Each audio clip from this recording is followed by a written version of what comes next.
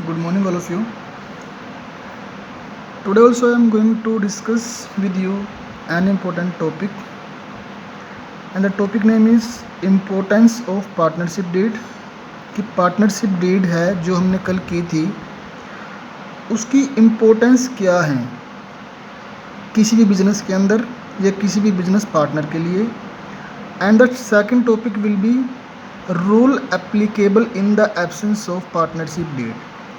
It means कि कौन से रूल एप्लीकेबल होंगे अगर हमारे पास पार्टनरशिप डीड ना हो या फिर in the absence of partnership deed, यानी कि हमने पार्टनरशिप डीड को क्रिएट नहीं किया, नहीं बनाया, तो उस केस में, उस सिचुएशन में हम किस प्रकार के जो रूल हैं वो अप्लाई करेंगे, क्या हमारी कंडीशन रहेंगी. तो ये टॉपिक है हमारा आज का. सबसे पहले हम देखते हैं importance of partnership deed. Partnership deed की इम्पोर्टेंस क्या है. तो जैसा कि हमने कल किया था कि जो पार्टनरशिप डीड है इट इज़ नॉट कंपलसरी और मैंडेटरी. मीन्स ये कंपलसरी नहीं है कि हमें पार्टनरशिप डीड बनाना है, लेकिन कुछ जो प्रॉब्लम्स हैं उनको सोल्व करने के लिए या उनसे बचने के लिए हम अपनी पार्टनरशिप डीड को क्रिएट करते हैं. तो इसकी जो फर्स्ट इम्पोर्टेंस है, it regulate the rights, duties and liability two of each partner. यानी कि ये हर एक पार्टनर के राइट, यानी कि उसके अधिकार क्या हैं, उसकी ड्यूटीज़ क्या हैं, उसकी लायबिलिटीज़ क्या हैं. लायबिलिटी मीन्स उसकी देनदारियाँ क्या क्या हैं, ये निर्धारित करेगी. सेकंड है, it helps to avoid any misunderstanding among the partner. यानी कि जो पार्टनर्स हैं उनके बीच में किसी भी प्रकार की मिसअंडरस्टैंडिंग हैं उनको हम दूर कर सकते हैं with the help of partnership deed. कैसे कर सकते हैं, क्योंकि हमने ऑलरेडी पहले से ही वो सभी चीज़ें रिटन में कर ली हैं, लिख ली हैं पहले से ही.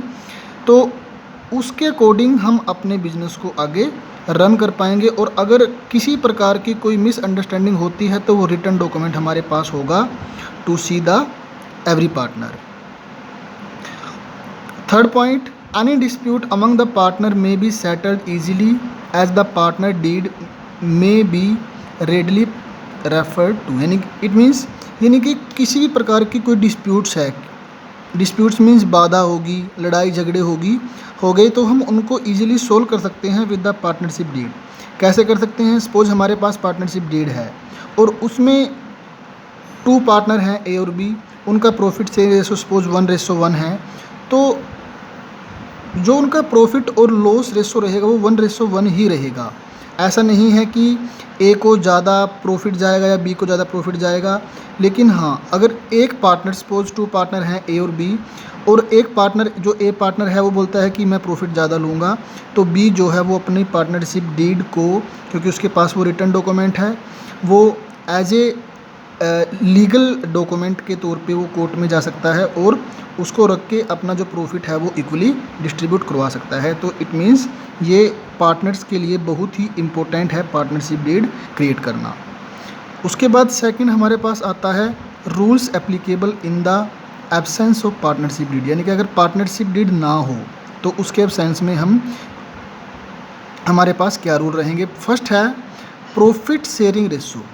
इट मीन्स अगर हमने पार्टनरशिप डीड नहीं बनाई तो profit and loss are to be shared equally. तो जो profit and loss sharing ratio है वो इक्वली हो जाएगा. इक्वली मीन्स 1:1, यानी कि उनके बीच में जो प्रॉफिट शेयरिंग रेशो है वो बराबर बनेगा irrespective of their capital contributed. इसके अलावा अगर हमें क्वेश्चन में ऑलरेडी मेंशन है कि आपको according to the capital profit जो है वो शेयर करना है, तो वो जो कैपिटल होगी उसके अकॉर्डिंग हमारा जो प्रॉफिट शेयरिंग रेशो बन जाएगा. सपोज फॉर एग्जांपल 1 लाख जो कैपिटल है ए की है और 1 लाख कैपिटल बी की है, तो 1 लाख में 1:1 वही सेम. अगर सपोज 2 लाख ए ने डिस्ट्रीब्यूट किया और 1 लाख बी ने डिस्ट्रीब्यूट किया तो 2:1 बन जाएगा ए और बी का profit sharing ratio.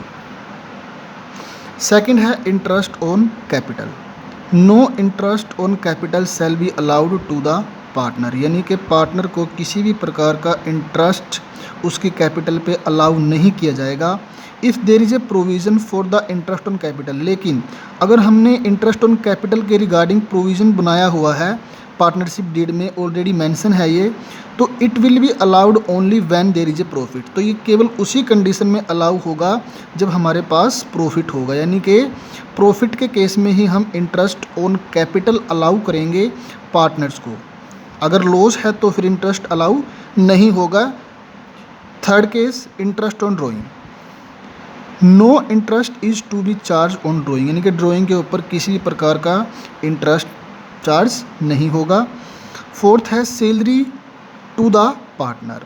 No partner is entitled to any salary और commission for the taking part in running the firm's business, यानी कि यहाँ पे जो पार्टनर है ना तो उसको सैलरी दी जाएगी और ना उसको कमीशन दिया जाएगा किसी भी रनिंग बिजनेस में।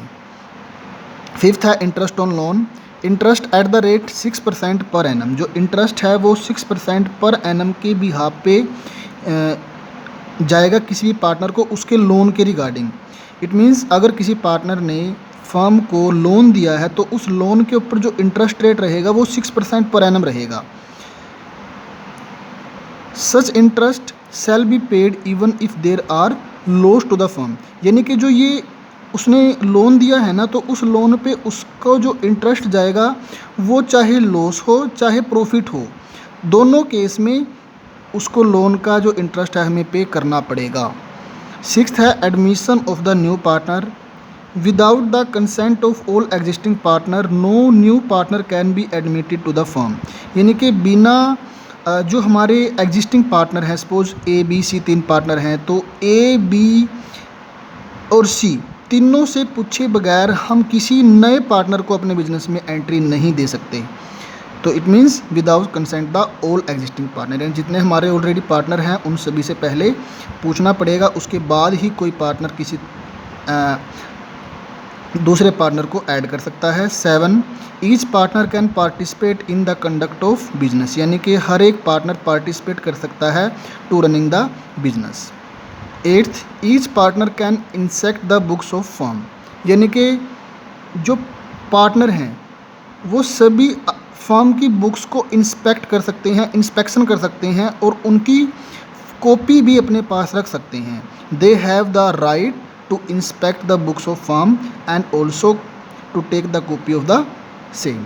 तो ये हमने अभी 2 टॉपिक किए, importance of the partnership deed जो पार्टनरशिप डीड हमने कल की थी, और rule applicable in the absence of partnership deed. तो आप इसके रिटन नोट बना लेंगे और इनको लर्न कर लेंगे। दोनों इम्पोर्टेंट टॉपिक हैं, फर्स्ट चैप्टर के 2 टॉपिक हैं ये, तो आप इनके रिटन नोट और लर्न ये दोनों काम कर लेंगे इसमें।